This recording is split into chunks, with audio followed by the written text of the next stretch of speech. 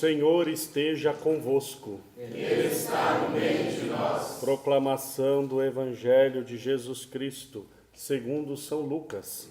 Glória a vós, Senhor. Naqueles dias, Maria partiu para a região montanhosa, dirigindo-se apressadamente a uma cidade da Judéia. Entrou na casa de Zacarias e cumprimentou Isabel. Quando Isabel ouviu a saudação de Maria, a criança pulou no seu ventre e Isabel ficou cheia do Espírito Santo. Com um grande grito exclamou: Bendita és tu entre as mulheres, e bendito é o fruto do teu ventre. Como posso merecer que a mãe do meu Senhor me venha visitar? Logo que a tua saudação chegou aos meus ouvidos, a criança pulou de alegria no meu ventre. Bem-aventurada aquela que acreditou, porque será cumprido o que o Senhor lhe prometeu. Então Maria disse: A minha alma engrandece o Senhor, e o meu espírito se alegra em Deus, meu Salvador, porque olhou para a humildade de sua serva. Doravante todas as gerações me chamarão bem-aventurada, porque o Todo-Poderoso fez grandes coisas em meu favor. O seu nome é santo, e sua misericórdia se estende de geração em geração a todos os que o respeitam. Ele mostrou a força de seu braço, dispersou os soberbos de coração, derrubou do trono os poderosos e elevou os humildes. Encheu de bens os famintos e despediu os ricos de mãos vazias. Socorreu Israel, seu servo, lembrando-se de sua misericórdia, conforme prometera aos nossos pais em favor de Abraão e de sua descendência para sempre. Maria ficou 3 meses com Isabel, depois voltou para casa. Palavra da salvação. Glória a vós, Senhor.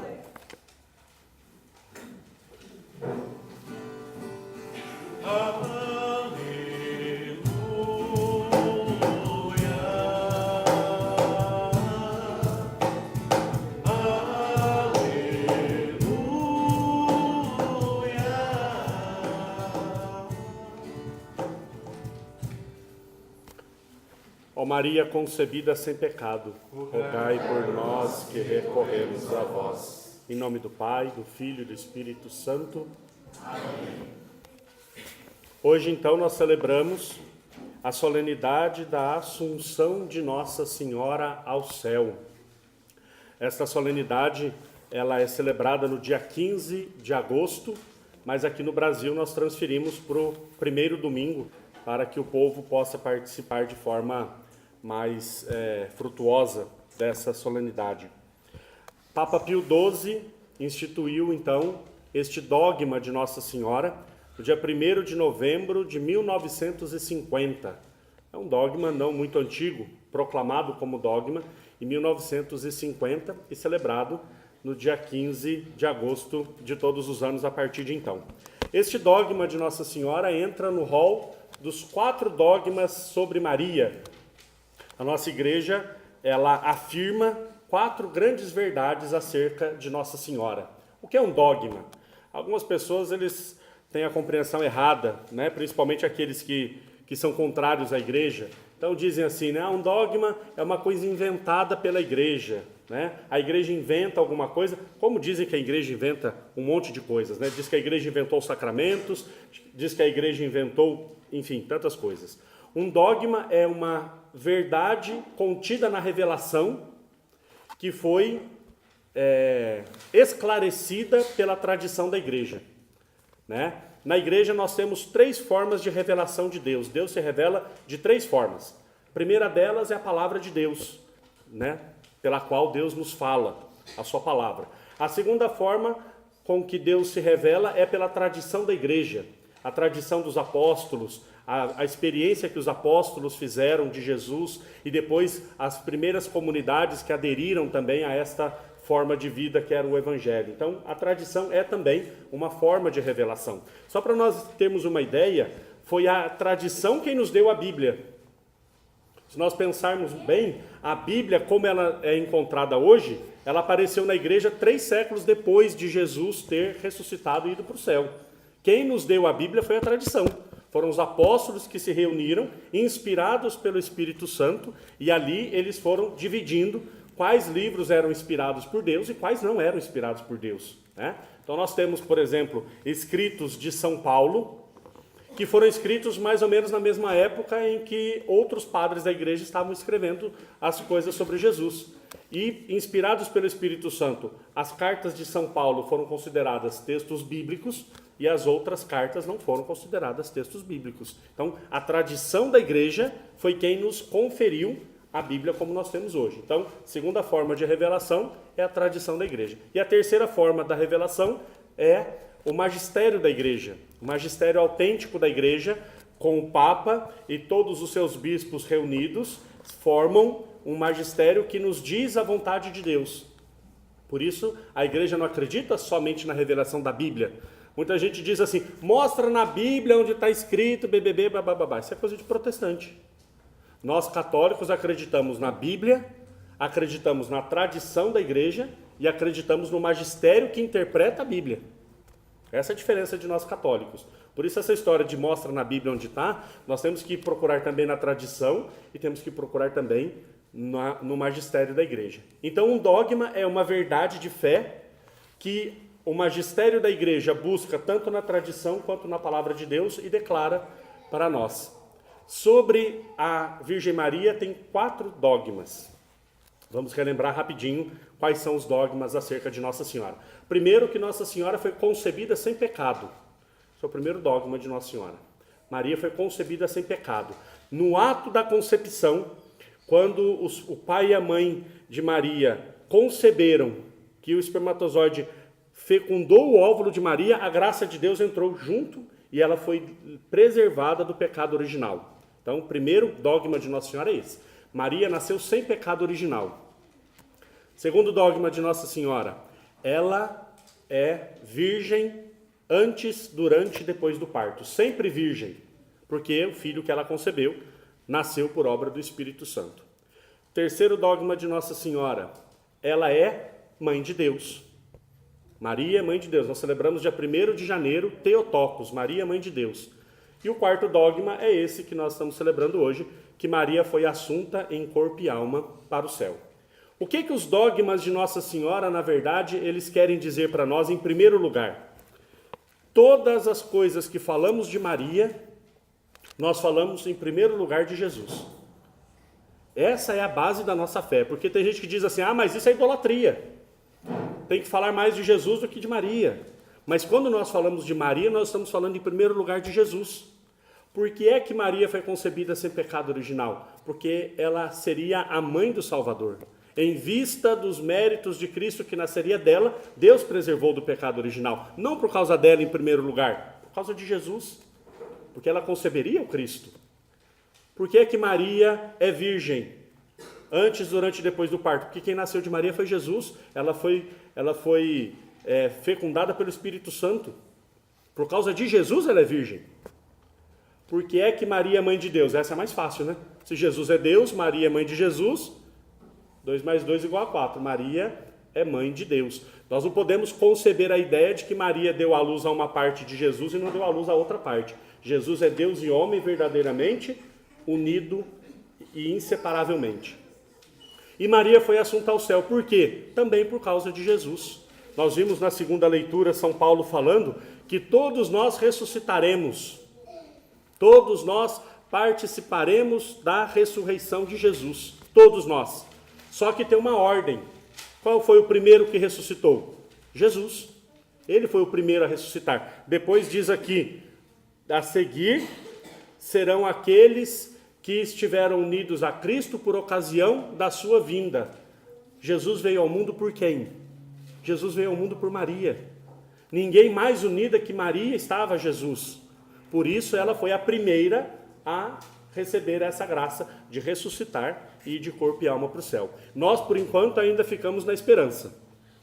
Quando nós morremos, nós ainda participamos da corrupção da carne e a nossa alma aguarda a ressurreição final para nós participarmos dessa alegria. Mas Maria já está de corpo e alma no céu.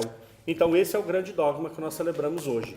Como eu dizia, quando nós falamos de Maria, nós falamos em primeiro lugar de Jesus, da graça que Jesus concedeu. E Maria é o grande protótipo. Tudo aquilo que nós contemplamos em Maria, tudo aquilo que nós vemos acontecer nela, nós temos a esperança de que tudo isso acontecerá também conosco. Que Jesus tenha ressuscitado. Jesus é Deus. Que ele tenha ressuscitado, poderemos dizer que foge da nossa compreensão a relação entre Jesus e o Pai. Jesus que deu a sua vida para nos salvar na cruz morrendo, o Pai o glorificou ressuscitando, mas Jesus é Deus de Deus desde toda a eternidade, unido ao Pai em uma só substância. Mas Maria é ser humano e criatura como qualquer um de nós.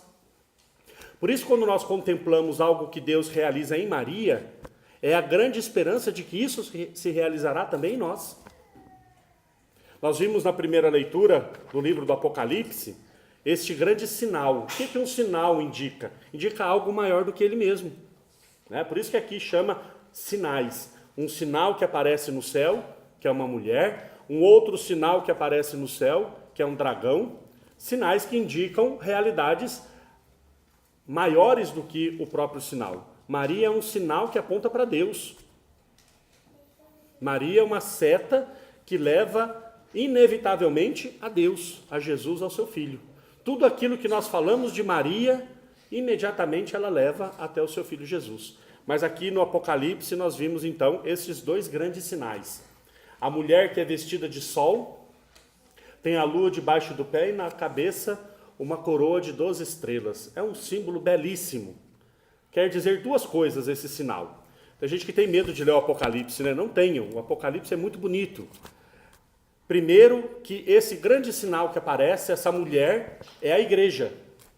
O primeiro sinal no Apocalipse dessa mulher está falando da igreja. A igreja é essa esposa do Cristo e que justamente por ela nasce Jesus Cristo. Daqui vai dizer que está pronta para dar à luz. Nasce o Cristo na Eucaristia, que a igreja oferece, pelas mãos do sacerdote. Cristo nasce para a humanidade, mas também nascem novos cristãos através do batismo. E quem é o dragão? O dragão é o demônio, que está pronto para devorar o filho logo que nascer. O dragão, como eu dizia do sinal, o sinal indica algo além. O dragão é o mal. Não só um mal generalizado, aquilo que falta a Deus. Não, o dragão é a personificação do mal. E o demônio, ele quer devorar os filhos logo que a igreja der à luz. O que o demônio faz? Vai atrás dos cristãos, dos batizados. O demônio não tenta para que nós saiamos do caminho de Deus? Então, essas duas realidades nós encontramos aqui, é aquilo que nós passamos na nossa vida. Nós somos gerados filhos de Deus através da igreja pelo batismo e tem um mal que quer nos devorar. O mundo hoje quer nos engolir. Às vezes a gente tem essa impressão, né? Tem gente que chega em casa cansado no final do dia e fala, nossa, parece que eu fui devorado. É mais ou menos isso que o mundo quer fazer conosco. Não só fisicamente, mas espiritualmente. E aí vem o auxílio de Deus para aqueles que foram dados à luz por essa mulher. E é claro, tudo que se diz da igreja também se diz de Maria. Então essa mulher também é Maria. Maria que enfrenta esse grande inimigo que desde o livro do Gênesis, essa mulher e esse inimigo têm um combate. Lá no primeiro livro da Bíblia, no Gênesis, o mal aparece como uma serpente. No último livro já é um dragão de 10, de não sei quantas cabeças, chifre e tudo mais. Então, essa mulher que começa lá no Gênesis, ela sucumbe ao pecado e dali já se prefigura a ação de Deus, porém inimizade entre ti e a mulher, entre a tua descendência e a dela, a descendência da mulher que esmaga a cabeça de Satanás. Jesus que nasce dessa mulher que vence o mal. Esse é o grande sinal dessa mulher que vem nessa concepção da graça de Deus. O dragão cresce, a cobrinha vira um dragão, mas a graça de Deus sustenta e ela sai vencedora mesmo assim. Por isso, nós falamos que Maria foi preservada da corrupção. Ela foi levada, aqui na leitura diz, ela foi levada para um lugar que Deus havia preparado para ela. E aí, como eu dizia, tudo aquilo que nós dizemos da igreja, dizemos também de Jesus. de Maria. E o que dizemos de Maria, dizemos de nós. É a nossa esperança. A nossa esperança é que nós também sejamos preservados do mal, que nós, em união com Cristo, vençamos o dragão que quer sempre devorar os filhos de Deus, que nós, unidos a esse Cristo que ressuscitou, e se nós tivermos a nossa vida configuradas a dele, pelo batismo e pela vivência da santidade, também nós um dia estaremos no céu com ele. Se nós celebramos a Assunção de Nossa Senhora e podemos dizer assim, o que isso muda na minha vida? Sorte dela que foi para o céu, e eu? Não. Se eu celebro a Assunção de Nossa Senhora, é a certeza de que eu vou celebrar na minha também. É a certeza de que Deus também vai me levar para o céu um dia. É a certeza também que Deus vai honrar com o meu batismo e com a minha configuração a Ele, como honrou Nossa Senhora. Maria não ficou desamparada. Maria não ficou jogada, não ficou largada num canto. Assim como também nós não vamos ficar jogados nesse mundo, sucumbindo às tentações, passando por tribulações e sem receber o nosso prêmio eterno. Infelizmente, nós vivemos tempos em que muitas vezes as realidades são completamente descartáveis. Inclusive as pessoas. Não está dando certo, cada um vai para um lado, não é assim hoje em dia? É uma gravidez indesejada, então eu tiro a criança para não me atrapalhar. Mas Deus não nos usa e deixa de lado. Tem algumas pessoas que dizem que Maria foi mãe de Jesus e depois foi como uma outra qualquer. Deus não usa e depois descarta. Deus honrou Maria no sim dela desde a concepção de Jesus até a entrega de Jesus na cruz e ainda mais, levou ela para o céu para que ela sentasse à direita do seu filho e fosse honrada como mãe de Jesus, mãe da igreja e mãe de todos nós. Assim também Deus faz conosco. Deus não usa da nossa vida e depois nos descarta. Também nós temos o nosso lugar reservado no céu. Se nós permanecermos unidos a Jesus, se nós permanecermos unidos a Ele na nossa vida de santidade, se nós nos comprometermos com Ele, através do nosso batismo, nos configurando àquele que nos salvou, como Maria, também nós seremos levados ao céu um dia. Por isso, é tão bom celebrar essa festa. Olhar para Deus e dizer, Ele não esquece dos seus filhos. Deus não esqueceu de Maria, Deus não se esquece de nós, e Deus não se esquecerá nunca daqueles que se confiam a Ele. No coração de Deus tem um lugar para Maria.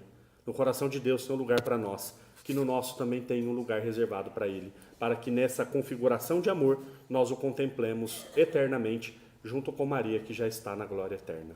Que Deus nos abençoe e que a Virgem Maria, assunta ao céu, olhe por cada um de nós, interceda por nossa vida e nos livre de todo o mal. Louvado seja nosso Senhor Jesus Cristo.